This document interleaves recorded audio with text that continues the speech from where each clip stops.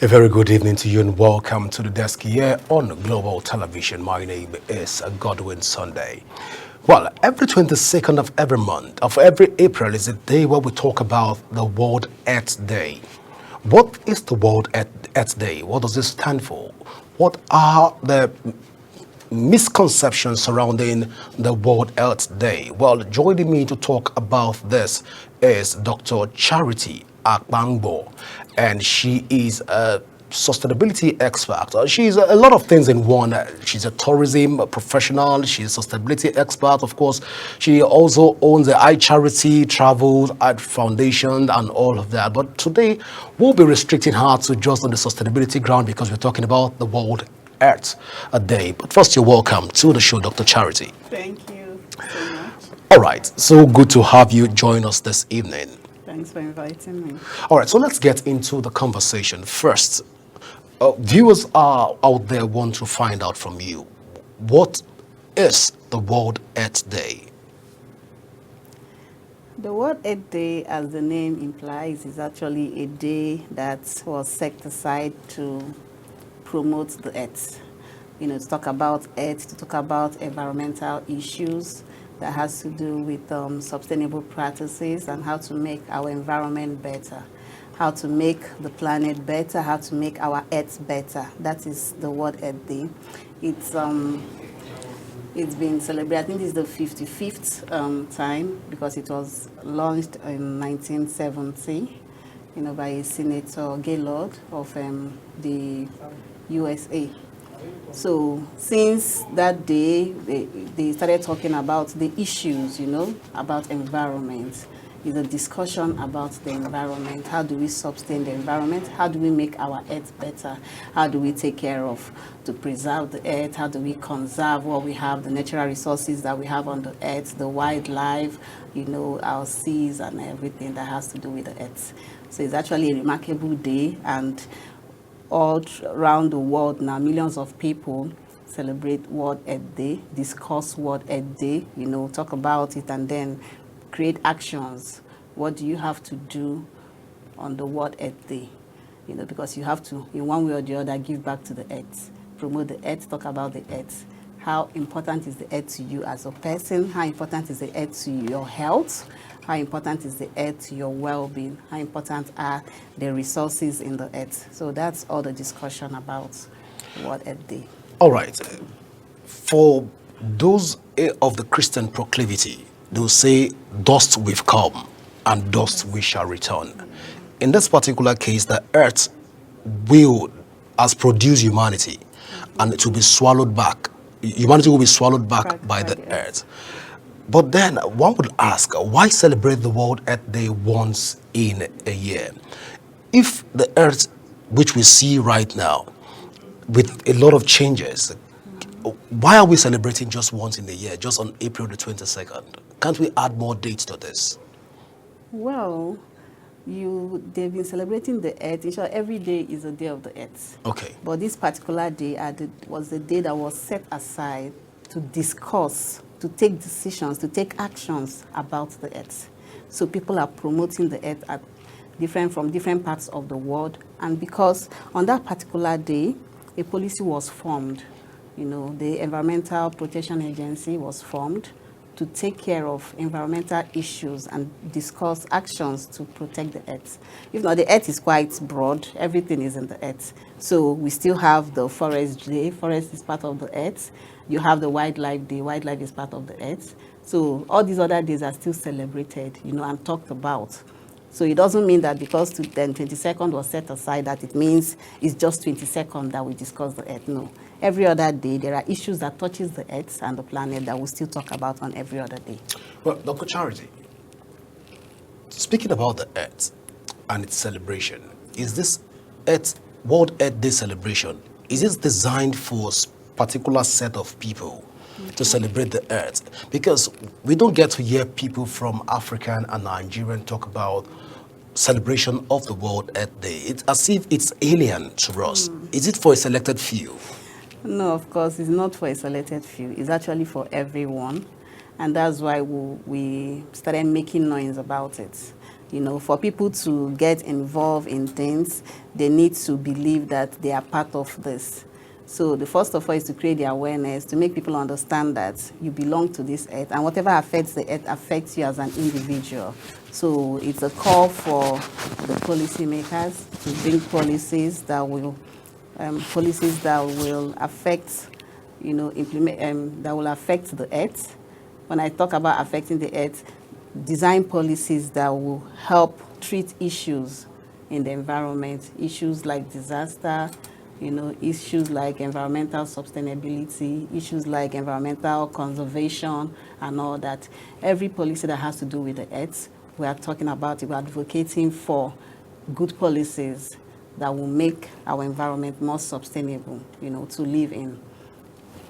Also, the communities, individuals, everybody is supposed to be part of it. Everybody is supposed to take an action, you know, to ensure that in your own very space, what little thing can you do?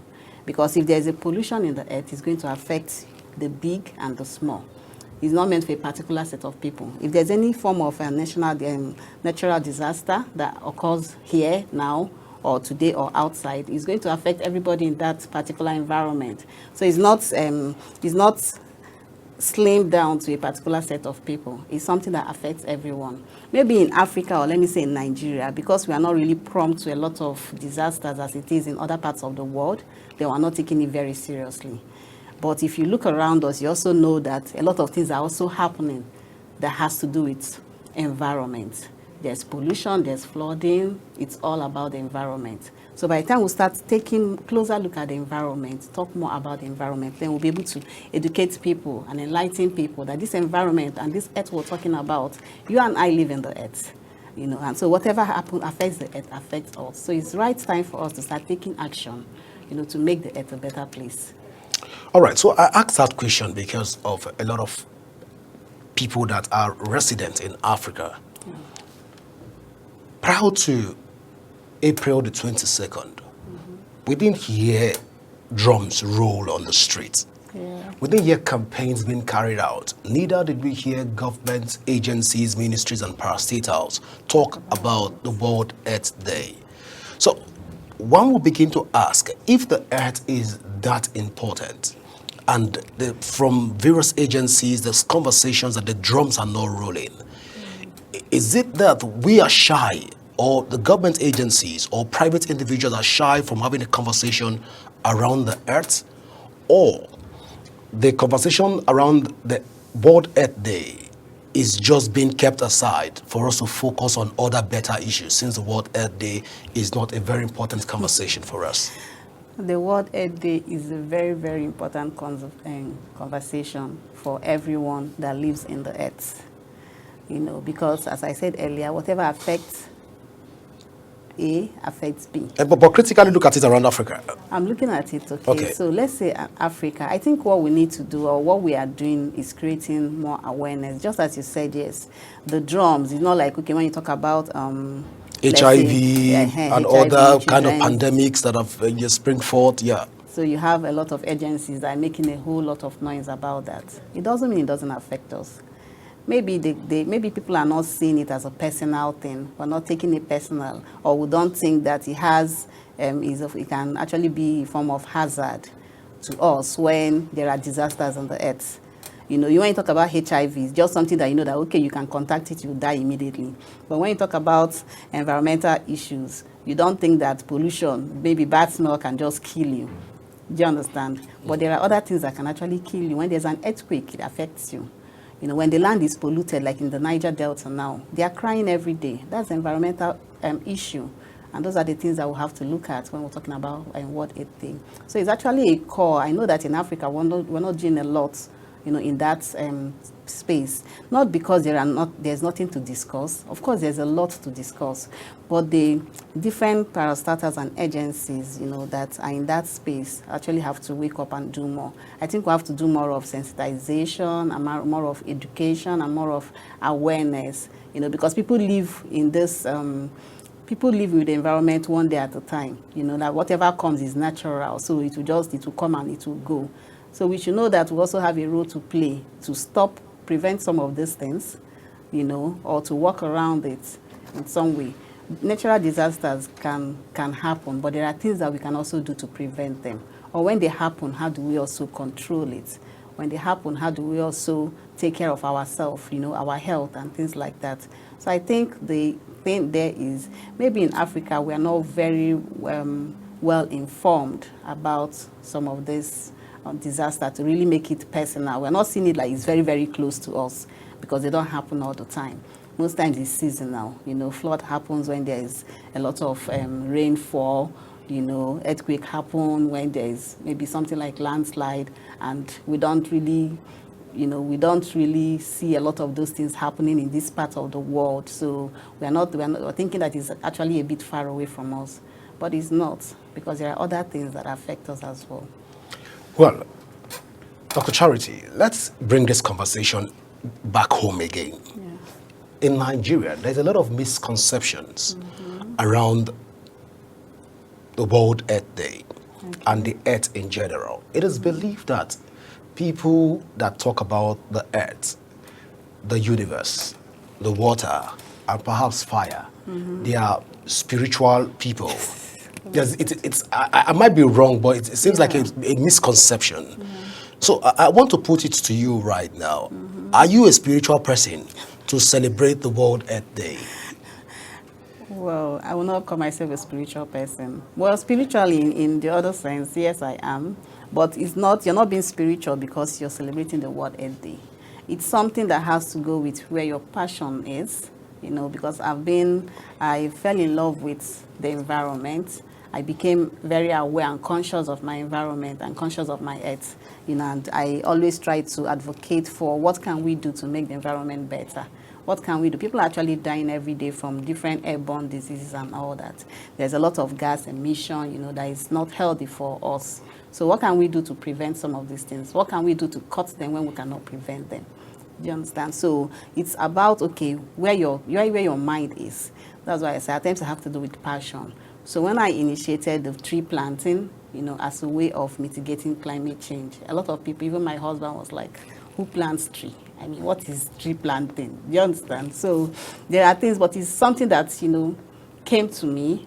The idea came and I thought about it. I sat down with it and I like, I think this is a good thing. And also it's something that, just as I talk about education, we need to start early, to start teaching even the children. That's why every program that we do, we try to bring the youths, the children into it, to tell them what is the important. We're not just planting tree, because when you tell people just go and plant tree, people don't understand, so you're just going out to plant tree. But you have to educate them on the importance of planting tree, that you're doing this to save the planet. So how do we save planet by planting tree? That's another question. So when you plant tree, this is what you do. The trees will grow up. They'll provide shield for you. They are taking away from poisonous gas from the atmosphere. Therefore, you're getting a better air to breathe. It's also the source of oxygen, that we take in. It's source of food. It helps soil erosion. It helps wind. So by the time you finish educating people on the importance of these things, they now understand, oh, really? Then we really need to save our planet if this tree is one of something that we have to do to save the planet. So that's the same going for every other issues that you've mentioned. When you talk about wildfire, how do we prevent it? Do you understand? It also has to do with also planting trees too. Also trying to ensure that the temperature in that area is not so hot that will not escalate, fire and other things. Educate people. When you start educating people, how about our waters and all that? We have to keep it clean, because that is source of drinking water for a lot of people. So by the time you keep polluting the water, it now becomes people can drink and get infected, people can fall ill, and you don't get adequate water too that you use in your home when you're wasting water. So it's about educating people that, because each and every one of these affect us as individual and human beings. So if you're not aware of what these things can do to you, then you will understand why it's important, to protect and preserve our earth. Well, I asked that particular question in order to ask, because looking at the theme for this year's World Earth Day, it says our earth, our power. I know for most people, for scientists, they'll say power is the ability to do a thing or do something. But then if you go deeper into the definition of power, it can go into the realm of the metaphysical and begin to advance the course of discussing power. So when you say our earth, our power, as a theme for this year's World Earth Day, I needed to ask whether one need to be spiritually inclined or be spiritually conscious to be able to talk about the issues around the earth. Or if could this be a reason why people in Africa are not talking about the World Earth Day? You feel people in Africa are not spiritual? No. But probably we are spiritual. This is a new dimension, a new perspective to spiritualism, and probably it's going to be talking about the earth. You might have to pack the sun to celebrate the earth, or blow the sun to the earth. Then go into diabolical means in order to represent what the earth stands for.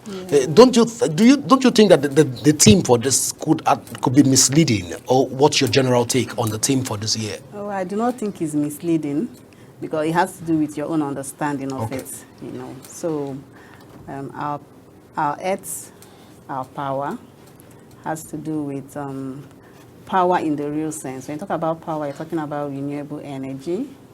Oh, that's what it meant? You can, yes. Not diabolic? Not diabolic. Okay. So the earth is, revolving, and a lot of things are coming out from the earth. So you see the wind is part of the earth. Now, this wind now can generate power from it. You're talking about the solar light. You are now generating power from it. So we are moving from, those natural things, or let me say artificial, when you talk about maybe electricity and all that tend to maybe cause some form of harm to the earth, to something that is more earth-friendly. We talk about solar. Okay, imagine how natural the sunlight is, and then you're not generating energy from it. And the beautiful thing is that it doesn't come with pollution. It's clean energy, it's renewable energy, something that can be conserved, preserved and then reused. So they're talking about reusing, they're talking about preservation, you're talking about conservation of energy when you bring power into it. And then you're talking about the climate as well. What can we do to better the climate?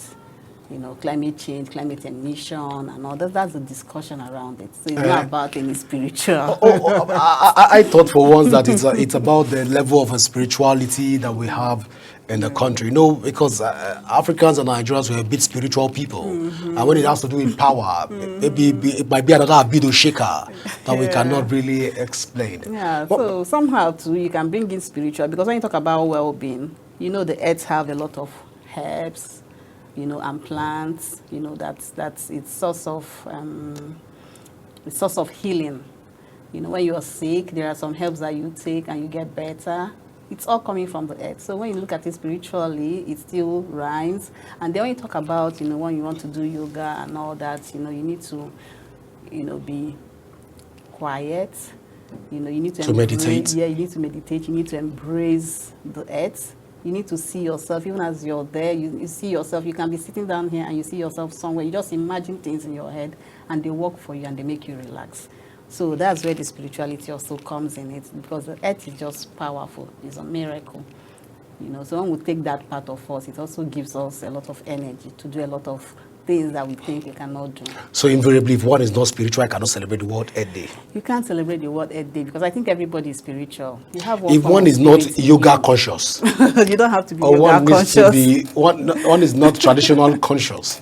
One is not probably of the Christian proclivity or the Muslim whether faithfuls. You're a Christian, whether you're a Muslim, whether you're a traditionalist, whether you're a child, whether you're an adult, you have to be conscious of your environment.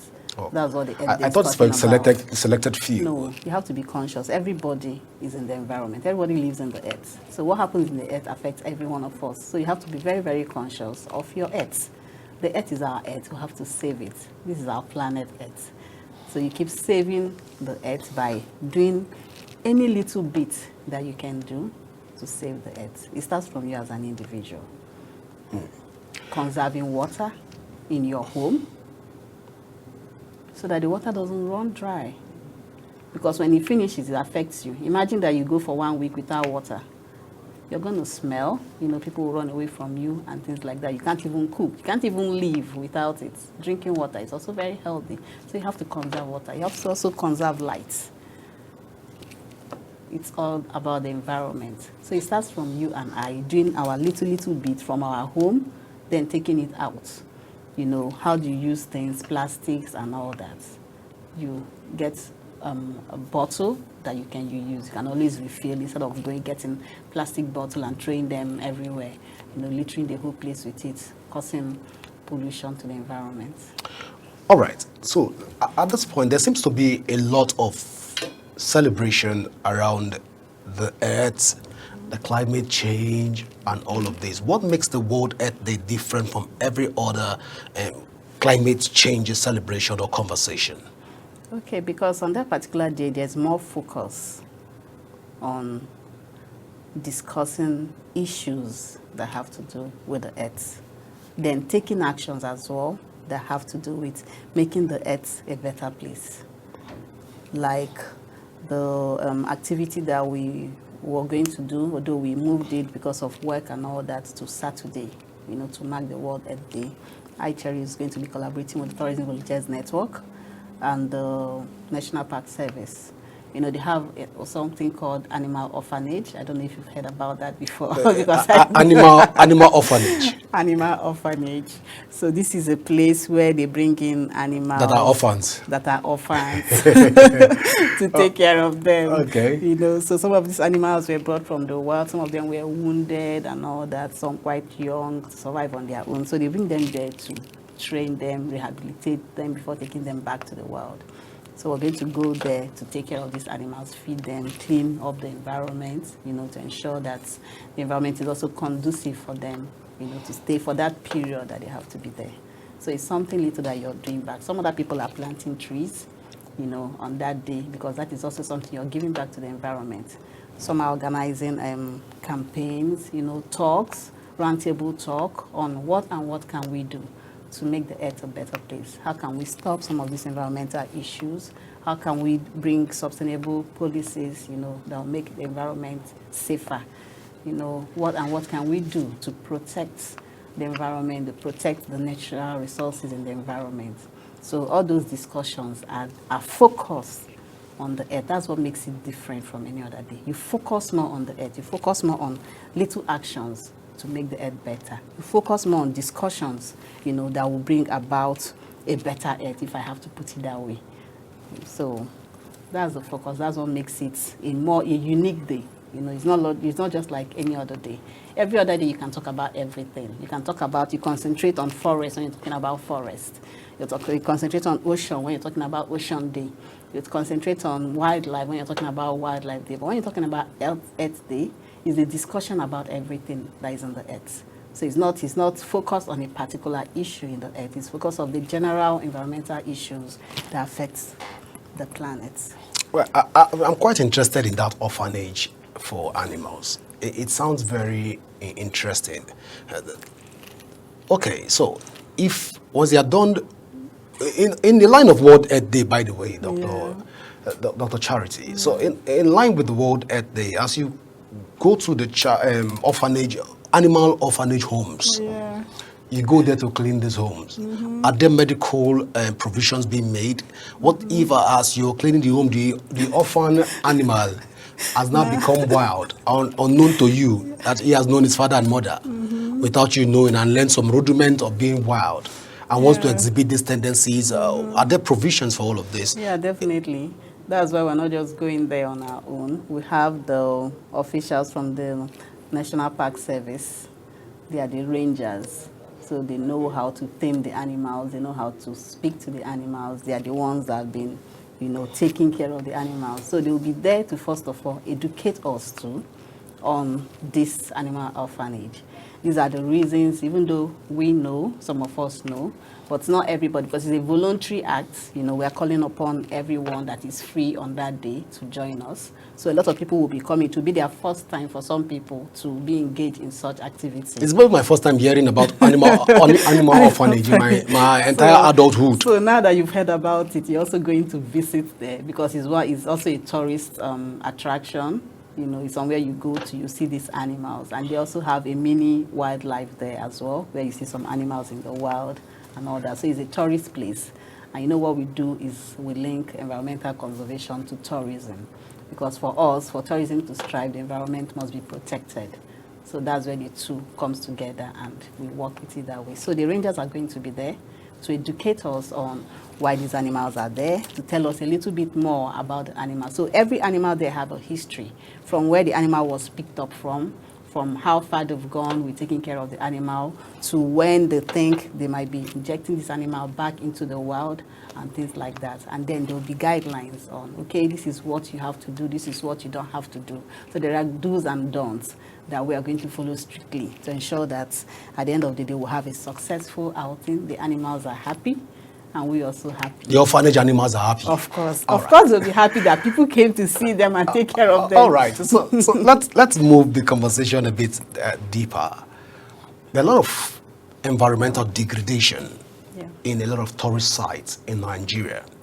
Take, for example, the Papi Crush Rock that we have in Abuja. And that is just one. When you get to Jabi Lake, on the other hand, you get to also feel the same environmental degradation. There are no form of maintenance in some of those places. And yes, the government has promised that they will be able to look into all of these conservative and reservation sites in order to boost environmental sustainability and development of the tourism sector. But as we celebrate the World Earth Day, one will begin to ask at this point, after the World Earth Day and the policy, the white papers, and the visits to the orphanage animal homes that we are going to, is this where the conversation is going to stop for the World Earth Day? Are there further plans to be able to support the growth and also the promotion and development of the earth that you are even working on, or your organization, or you know a team of people that you're working with, or you even can even suggest to the government to begin to look in this light? Because after the World Earth Day, the conversation tends to be becomes very, very elusive. Nobody wants to talk about it after the World Earth Day. Are you looking into this conversation in this light? Yeah, definitely. And for us in iCherry, we're actually doing a lot of programs and a lot of sensitizations in this area. The World Earth Day is just one, of all the global dates, that we celebrate.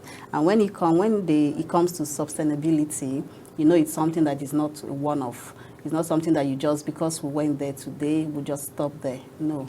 It's a continuous process. This is not the first time that we're actually going to the animal orphanage. We've been taking people there. That's why I said education is very, very important, and creating awareness. Because a lot of people don't even know that such places exist. So you have to start taking them there. Organizing programs that attract both the policy makers, the community people, and individuals like you and I in such places. So that when they come, it's the exposure that they see.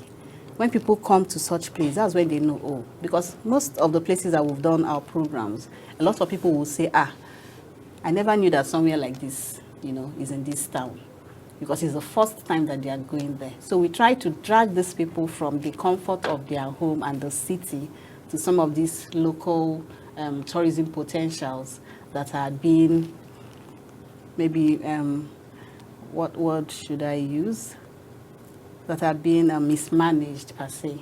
Like the Crush Rock you talked about. Last year, I remembered we had a program. We actually had to go and plant trees in some of those places. It's called Green Time, one of our programs. So that program, we brought people from the tourism sector. We brought people from the policymakers, from the Senate and co. We brought people from FCT and FCDA.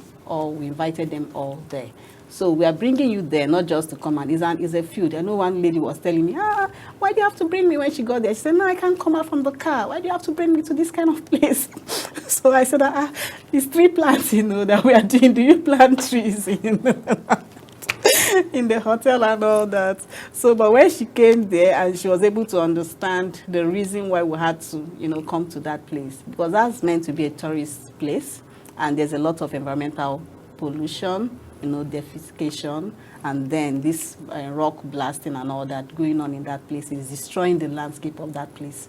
So we had to start the discussion. They're bringing them in, seeing it. After they the program that we had, reports were made and sent to the right people. And also, they've been able to also stop some of those illegal, what's it called, rock blasting, that was going on in some of those places. So that is one way of combating this. That is one way of not just having a discussion and stopping it there as a discussion. It's a continuous process. After this Saturday event, we're having our Children's Day, which is in May. Our organization and the Tourism Volunteers Network and some other collaborators too. We're bringing children, we're educating them. It's not just about, come, let's have fun and party. No, whatever we want to do, we try to impact, values in these kids. So we talk about environmental conservation. We'll talk about unity, and then we'll bring in activities also that will unite these people and also get them involved in doing some of those activities. Because when a child plants a tree today, then that same child will not go and uproot a tree because you've known the importance of planting a tree. Instead, we'll guide that tree. So that's what we're trying to do. But we want to do cleanup in Jabi Lake like we did last year. So we'll have to go there. The same way we're calling for volunteers, for people to come and support the initiative, support the project. People come on board, we'll go there together and we do the work. And we don't stop there because it's continuously. You have to continue. The government cannot do it alone. What we need from them is to provide the enabling environment for even private sectors that want to do these things to go in and do it properly and strive in doing it. Give them all the support that they need. And then as your own, as a policymaker, try to also bring in policies that will make these things easy, to function properly. Well, let's look at the conversation from this angle. If you want to rate the government in terms of its discharge of its primary mandate in protecting the earth, looking at the ozone layer depletions, and also the electromagnetic spectrums that has been depleted in the earth, going by all of this natural disaster, unforeseen natural disaster that we've had across Nigeria and by extension Africa. If you're opportune to rate the performance of the government, what would that rating be? Wow. Just assess the government, critical assessment. Yes, so if I want to assess the government critically on my own, okay, I think I can give them 5. Over 100. Let me give them 5 over 10. Okay, that's average. That's average because I can say that they are trying. Because there's always government, they're always doing program or the other, sensitizations and all that, but it's not enough. And then there's a whole lot of private individuals that also want to do sensitization. Like what we do, we go down to the grassroots, we go to the villages to educate them on some of these things. The government is not involved, and most times when you seek for the government support, you get that technical support. And the technical support is that, okay, one of our staff is going to come and be part of what you're doing and probably come and speak, but I don't think that's enough. You understand? You need, I don't know how to do the budgeting and all that, because I think that when you're drawing your budget as an organization that is into some of these things, there should be provision for education, whether it's done by you or done by your collaborators. There should be provision for that. If I bring a proposal that, okay, this is what I want to do, and you know that whatever I'm going to do is promoting your own objective, you should be able to support as government. Because I can't do it alone, and maybe I don't even have the finances to do it, but I have the idea and I know that I can plan that program and make it successful. So where I need that support to come in from the government, we need the government to, if they've not been putting it in their budget, probably they have to start looking at putting it into their budget, make provisions for some of these programs, because the first thing is education. You must educate people. People must understand the integrities of environmental sustainability. People must understand why this environment has to be protected, even though it happens to you every day, and I don't know, they see it as something common. You fall sick today, there is a refuse bin by your house, and you don't think that that concerns you because you're not government. You're waiting for government to go and pack it because, it's the government job. How about you doing your own little parts, packaging your refuge very well, tie it before disposing it? You understand? Then government, if an individual now say, okay, this refuge that is here can actually be converted. You can actually burn it and generate electricity from it. You can get manure from it. You can get a whole lot of things from it. How do we partner with the government to ensure that this work? You know, they don't have all the resources to do it. The government should be able to partner with some of these people, whether you're providing resources. If you cannot provide resources, there are donor organizations that would prefer to work with government than individual. You bring those people together and bring these other private sectors together to ensure that that thing works. So that's the private partnership that we think the government should be supporting organization, no matter how little. I know that every day they get a lot of proposals, you know, some are real according to them, some are fake. But when you look at the content and you think this makes a lot of sense and this can be accountable, you know, you can hold these guys accountable for this thing, I think the government should, you know, push forward with such and ensure that whatever project that is, so long as it's going to bring about development, it should fly, and they should, you know, support in every way they can to ensure that it works. All right, I asked that question because most times we get to see after programs like the World Earth Day like this, after the day is we're done with that day, we get to hear conversation that centers on there was a communique that was approved and submitted to the government, always a white paper submitted to the government, year in, year out. This is 50 years plus that the World Earth Day has been in operation and has been celebrated by Nigerians and people outside the shores of Nigeria. Now, we are asking at this point, as sustainability experts, this is your field and you understand a lot of the modalities. Looking at the white papers and the non-implementation of the content of the white papers, is there light at the end of the tunnel that at the end of this year's World Earth Day, there will be tangible development in terms of the support the Earth gets, the revitalization the Earth gets, and its sustainability drive in order to reposition the Earth to what it should be? Yes, I think so. If you ask me, yeah, I think so. Because for this year, I think that with time, you know, it's just like when you're establishing a business, let me put it that way, even though we can say that this has, you know, taken a long time, but you also know that the earth is also broad.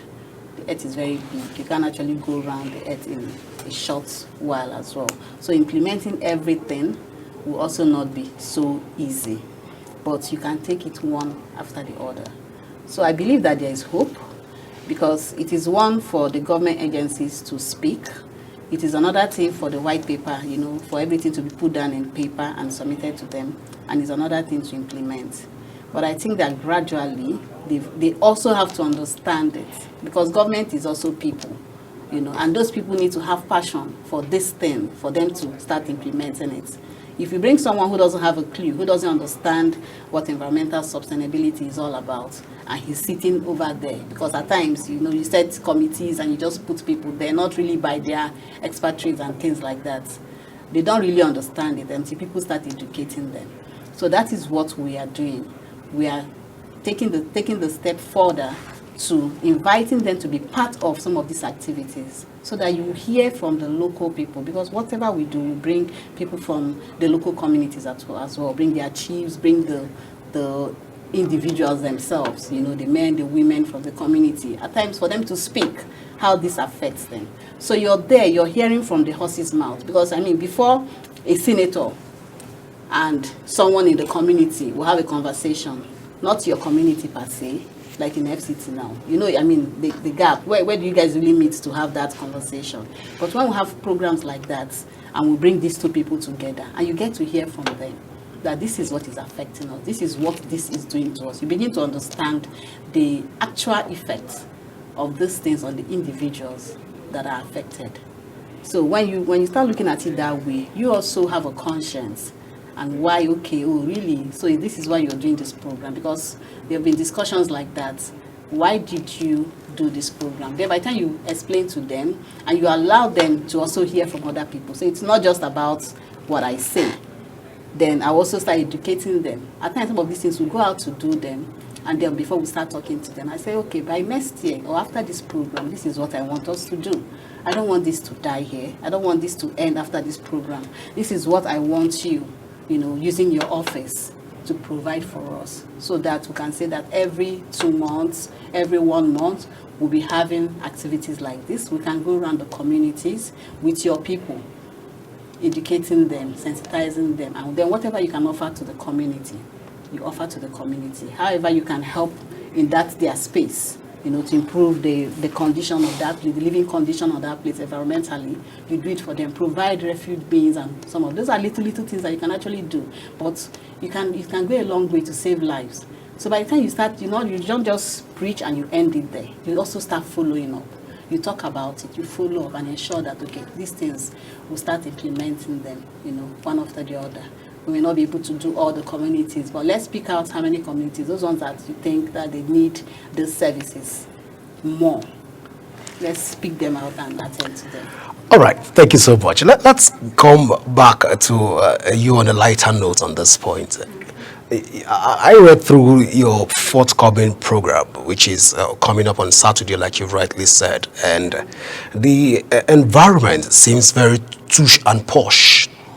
And just on a lighter note, just before I let you go, and I'm curious, why are we not doing the environmental sustainability program, the World Earth Day, in terms of preserving the earth by going to do manual jobs, like doing labor, going to somebody's farm and clear till the soil and farm for them, and clear the ground, of course, so that we can see you sweat it out, and also your team be able to do. Why choose a posh environment for most of these engagements? You called it a posh environment. It's not a posh environment.